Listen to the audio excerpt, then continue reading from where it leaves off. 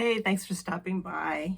So here we are. I had mentioned in my previous video that I want to go through the cards, the major cards in tarot, and I'm using the Rider-Waite deck for those of you who want to follow along.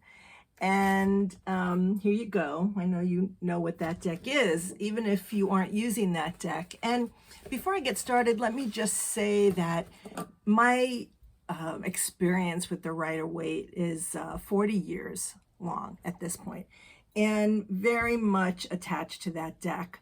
I think maybe because it's a classic, and as you all know, the history of this deck and during that period in the early 1900s, tarot was so popular, and there were so many people at that point, artists and writers and people into the occult who were getting into this. And this deck was born by some people who were very, what I consider to be highly connected, let's say. And this deck captured my imagination way back in the 70s when there weren't decks. I mean, this was it, or the Toth deck, you know, that was a split there, as you all know. I'm not going to go into the history, but anyway, that's the deck I learned from. That's the deck that still resonates with me. Remember, a lot of tarot, much of tarot after you learn the basics is intuition. And although I own over 50 decks, I love the artwork on decks. This is my tried and true, and I'm sticking with it. So, and let me say also that I think using this deck as a base is good for pretty much everything. I mean, every deck, sorry, that you'll end up using, especially when we're talking about the majors. And why is that? Well, the majors are our universal walk. Let's put it that way, right? We come into this lifetime, we learn, we grow, we move on, we have experiences. These are major learning steps in our growth and in our abilities to move through life in a way that better suits us and thereby better suits other people in the world, right? So let me get started. If I miss anything or if you have questions, please put them in the comments. And today it's all about the Fool. And I'm going to ask your indulgence. I am going to read actually notes that I made so long ago. I don't even remember what year. It could have been the 70s, could have been the 80s. And I just was re-looking at what I discovered about all the major cards, and I just felt very drawn to going back to that. And rather than just articulating from what I know, you know, just off the cuff, I really feel like it's worth it at this point to read to you what I believe about the Fool. So again, thanks for your indulgence while I do this. All right. So the Fool is the 0, and my word for it is spirit. And let me just also say that probably not just my word, right? I mean, this is some universal knowledge going on here from many different sources. That's how I learned, by the way, from many different sources, pulling together what worked for me, what resonates with me, which is really, I think, the best way to study. All right, back to the Fool, spirit. Everything you need is held within his or her sack.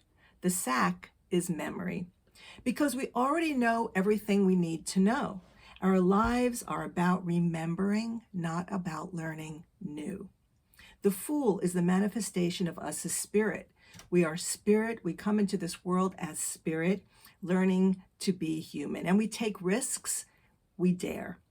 Like a child, the Fool is open, inquisitive. Fear does not stop us when we are the Fool. We take chances, show our vulnerability, follow our soul's path, which can look foolhardy according to the world. But the Fool is not afraid to be called foolish or silly, as silly was once synonymous with blessed. We have nothing to lose when we are the Fool, because we are linked to the divine. We will always land on our feet. When we risk, the universe rewards us. This is faith.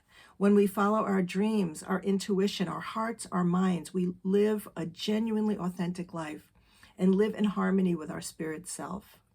Because the Fool is truth, leads us to truth, we know our choices and our path are never wrong. The Fool lives in the moment and does not ever have to control her destiny. She lives openly and in harmony with her surroundings, not at odds with it.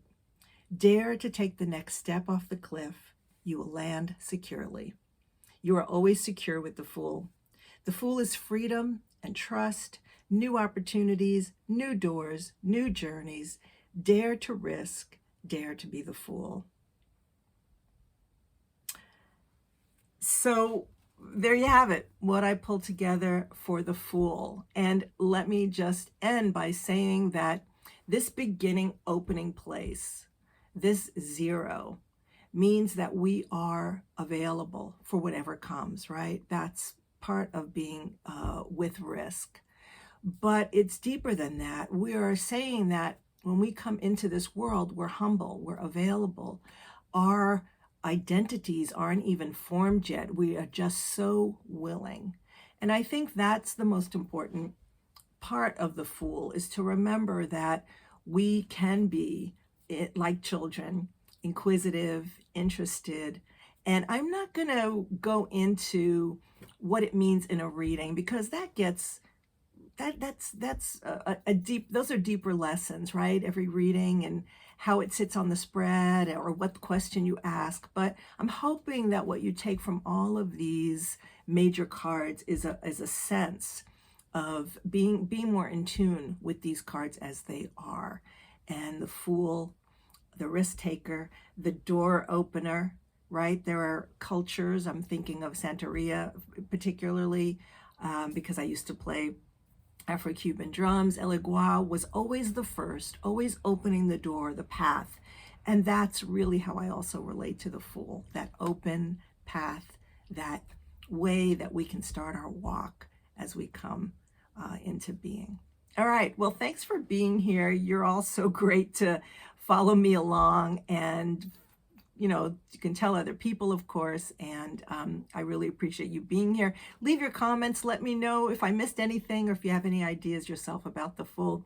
And next week, we'll talk more about the next card, which is the Magician.